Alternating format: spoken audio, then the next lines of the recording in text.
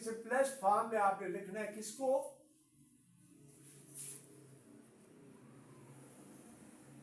5 upon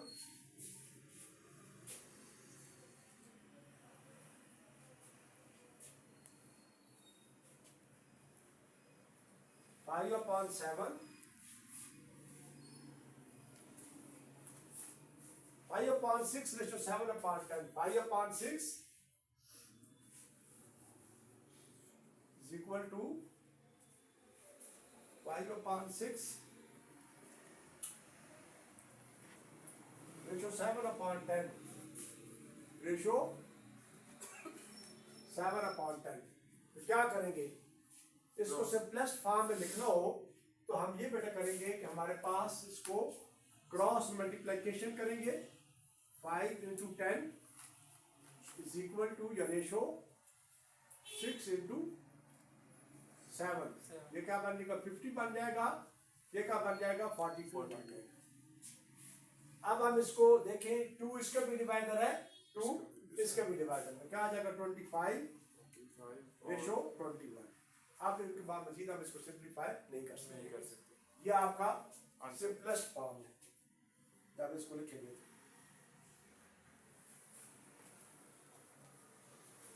next question इसी का,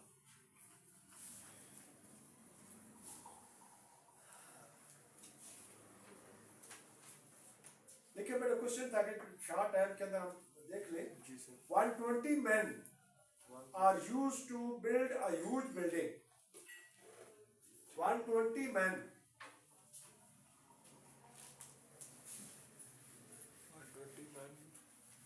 120 men are used to build a huge building in 30 days।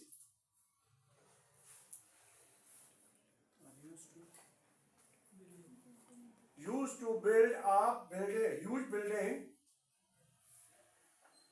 in 30 days। How long will it take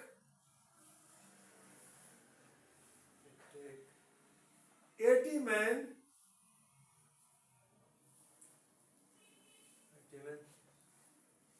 to do the same job? To do the same job।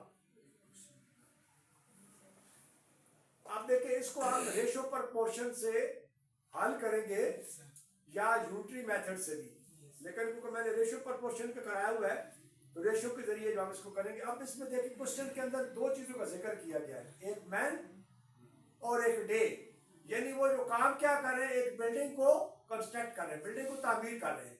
तो अब क्या है कि सबसे पहले ये ढूंढना है कि किन चीजों का जिक्र हो रहा है, दो आदमियों का और किसका, टाइम का। तो ये लिखेंगे आप मैन रेशो डेज। अब मुझे आप लोग बताते जाए कितने मैन हैं, 120 मैन हैं, और डेज में कितने लोग काम करते हैं उस बिल्डिंग का, 30। अब आदमी कितने हो गए, 80 80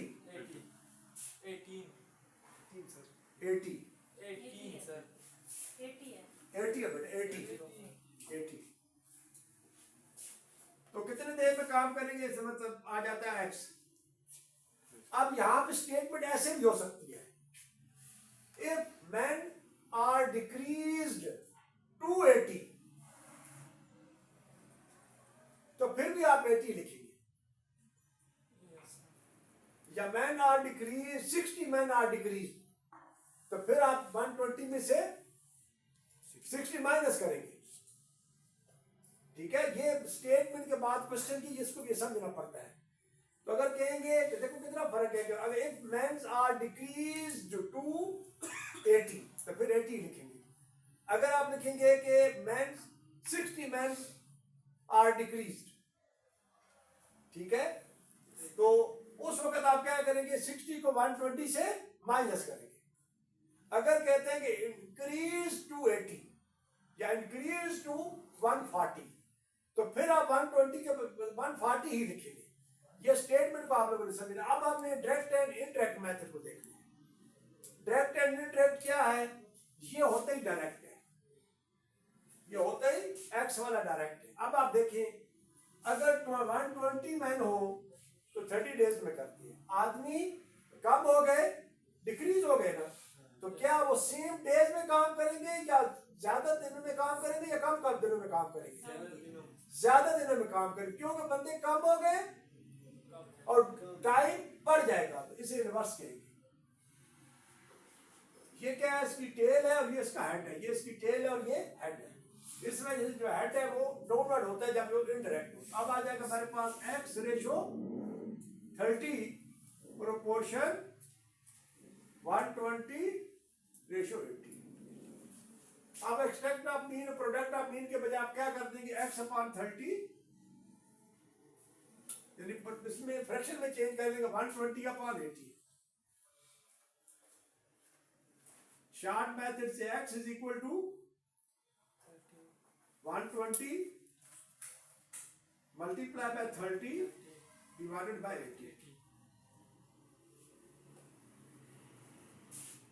0 0 से कट जाएगा, 8 1 are 8, 48 5 are 40, 15 3 are 45, x is equal to 45।